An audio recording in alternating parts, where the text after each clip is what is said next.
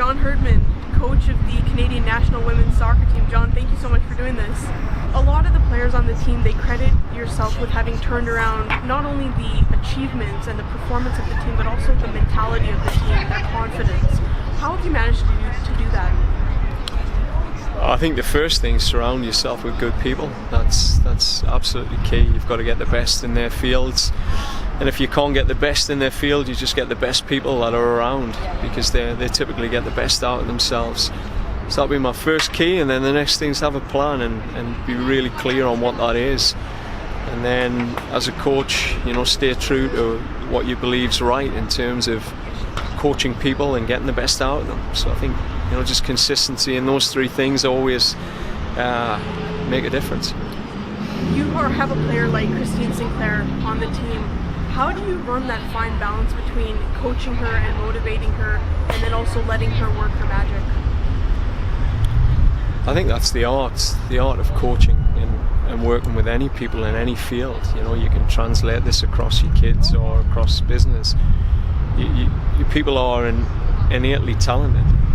People have that ability within inside them. So it's not just Sinclair's, it's everyone has that ability.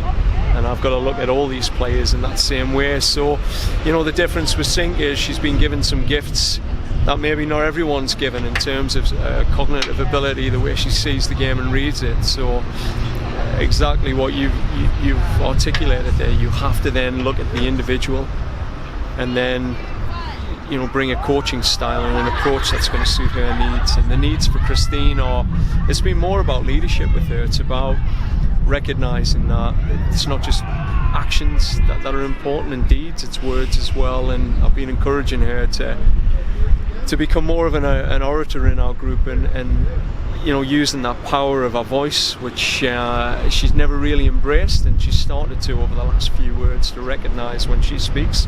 People really do listen. So I'd say that's been one of the biggest shifts I've worked on with Christine, because there isn't a massive amount I can add to her, on the pitch.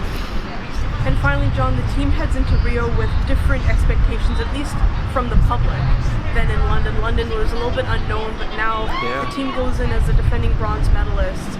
How do you as the coach help the team handle that pressure and those expectations? Well, when you have a Women's World Cup in your home country, and you have the whole country with their eyes on you, this seems easy.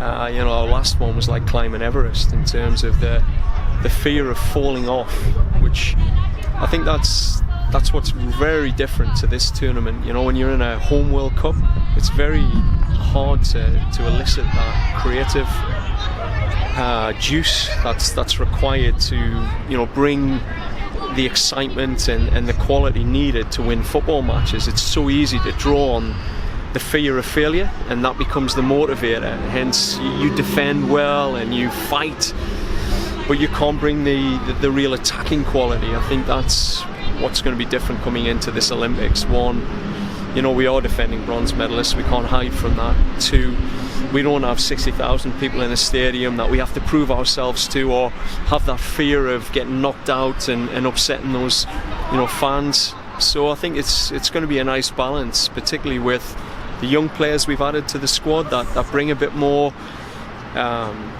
gung-ho-ness to them, and then the veterans that can just keep them in check. Well, John, we at Fortius have watched you and your staff diligently prepare day to day to help get this team. Drinking coffee, grabbing the daily Starbucks runs. Absolutely. We're so looking forward to cheering you guys on. Sneaking into meeting rooms. That happens on occasion, yes. Yeah, you've been putting up with us. So, look, I think from my side, I know Scott Cousins and all the crew here have had a vision to be game changing and life changing. And I think for this group, those young players have never not known anything but high performance because of the opportunity that's been forwarded for Fortius. These senior players, this was like a Disneyland when it first opened up, but for the young players, this is just the norm now. So our expectations have been set, and we're now giving Canadians, athletes in soccer, what they've always deserved. So again, thanks to Fortius for everything you've done. Thank you, John. Thank you.